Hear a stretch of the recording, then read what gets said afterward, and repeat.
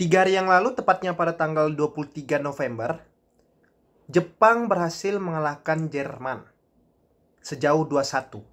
Tentu saja ini mengagetkan banyak pihak, terutama pihak Barat.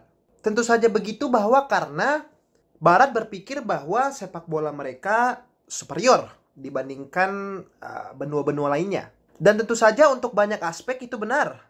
Saya sendiri sebagai orang Indonesia yang tinggal di Asia dan mungkin banyak lagi orang-orang di benua-benua lain berpikir bahwa sepak bola Eropa lebih hebat. Tentu karena mereka lebih kaya, mereka lebih banyak fasilitas dan pemain mereka telah dilatih dengan baik.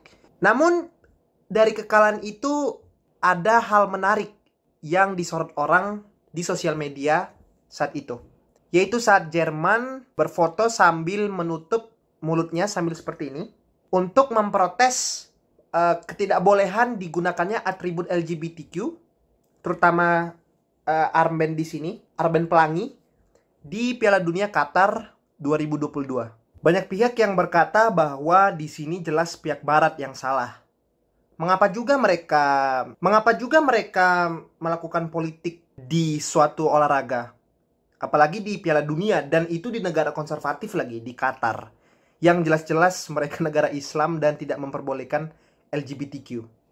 Tapi dari pihak Barat, mereka juga berkata bahwa kalau budaya kalian itu tidak membolehkan hak asasi manusia yang dasar, di sini konteksnya yaitu hak untuk menjadi gay dan selainnya, berarti itu budaya yang tidak baik dong. Dua pihak ini terus beradu mulut, dan sepertinya dari yang saya lihat lebih banyak pihak yang setuju bahwa kenapa Anda membawa-bawa LGBTQ di sini gitu loh. Namun di sini saya tidak ingin memihak siapapun. Saya tidak ingin memihak pro LGBTQ atau tidak pro LGBTQ dan lain-lain. Saya di sini cuma ingin menyorot kira-kira mengapa kedua belah pihak ini, pihak Barat dan Asia dan juga mungkin Afrika, sangat bertentangan dengan dua ideologi ini.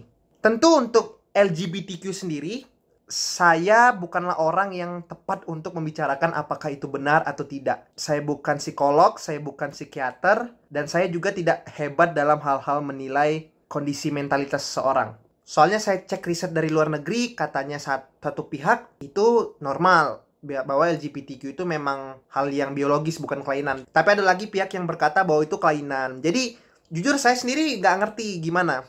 Kita balik lagi ke topik tadi. Menurut saya sih, mengapa banyak orang yang sangat kontra dengan hal ini?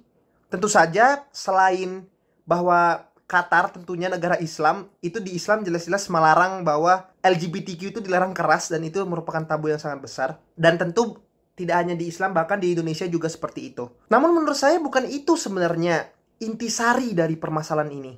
Untuk pihak pro LGBTQ, menurut saya sih kesalahan fatal mereka adalah mereka mempromosikan LGBTQ di negara yang mayoritasnya masih miskin, masih tidak sekaya mereka. Tentu saja kita bisa melihat dengan lebar bahwa pihak-pihak yang mempromosikan hal seperti itu kebanyakan datang dari Barat, negara yang kaya. Dan mereka mempromosikan itu di sepak bola yang secara notabene sepak bola itu kan olahraga seluruh umat, mau kaya, mau miskin, semuanya menikmati itu, dan seluruh dunia lagi. Tentu saja dong banyak yang tidak suka dengan hal itu. Mengapa hal itu bisa terjadi? Karena orang melihat bahwa mengapa kok pihak Barat itu sangat gempur-gempurnya ingin mempromosikan LGBTQ, sementara masih banyak hal-hal yang lebih penting yang belum dibahas gitu loh. Saya tidak mengatakan tidak pernah, namun mereka lebih jarang untuk mempromosikan kemiskinan di Afrika misalnya, atau perang di Palestina Israel misalnya, atau kemiskinan di pihak-pihak di negara-negara Asia yang lain, perang di Myanmar. Mereka jarang untuk membawa politik itu ke olahraga gitu loh. Orang-orang di luar Barat itu memikirkan mereka ini cuman munafik. Mereka ini cuman mentingin hal yang penting aja bagi mereka, tapi mereka tidak memikirkan hal yang lebih sadis, hal lebih sedih di negara-negara miskin. Apalagi banyak orang di negara-negara konservatif itu berpikir bahwa LGBTQ itu haram, apalagi di Islam seperti itu. Jadi dua hal ini ditambahkan, itulah yang membuat banyak banget yang benci. Sementara di negara-negara Asia yang masih miskin, atau di bagian Afrika yang juga masih miskin, mereka nggak akan punya waktu untuk memikirkan hal-hal seperti ini. Mereka aja untuk mengisi perut mereka itu belum mapan gitu loh. Maksudnya kita aja orang Indonesia itu masih kebanyakan menengah, dan kita nggak mau berpikir hal itu, malas ngapain. Kita cuma berpikir untuk gimana kita bisa menafkahi keluarga kita, memberi anak kita sesuap nasi, membayar cicilan rumah dan lain-lain. Dan ini untuk membahas LGBTQ, sorry lah ya, hiburan satu-satunya kami di tengah kepenatan untuk mencari nafkah tersebut, Piala Dunia yang hanya terjadi 4 tahun sekali, itu jadi terganggu gitu loh. Itu yang menurut saya sih dari pihak-pihak yang non pro LGBTQ ya. Mereka kesel lah. Ini kan olahraga, udah tahu kalian di sono enak, udah kaya dan lain-lain. Ngapa jadi kami juga harus ikut-ikutan dengan politik kalian? Sekali lagi, saya di sini tidak berpihak dengan siapa-siapa. Bagi kalian yang mungkin mendukung bahwa LGBTQ itu dilarang dan haram, saya sangat persilakan. Dan bagi juga orang yang mendukung, menurut saya kalian juga punya pendapat kalian sendiri. Namun, satu kritik saya untuk orang yang pro LGBTQ itu adalah kalau kalian memang ingin berdiskusi tentang bagaimana sebenarnya LGBTQ ini di dunia, atau bagaimana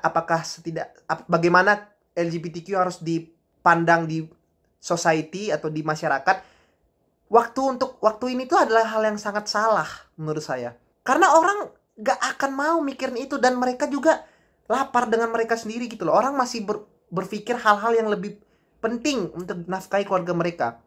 Bukan berarti saya mempromosikan LGBTQ atau apapun, tapi menurut saya di setiap masalah itu pasti ada titik tengahnya. Dan kalaulah kita ingin berbicara dan menemukan titik tengah yang baik, menurut saya masih banyak hal-hal yang lebih penting untuk dibicarakan atau dipolitik identitaskan atau dipolitikkan, seperti global warming, kelaparan, perang, dan lain-lain. Masih 100 kali lebih banyak hal itu. Jadi itulah pandangan saya terhadap masalah ini. Saya sangat tertarik dengan pendapat penonton semua.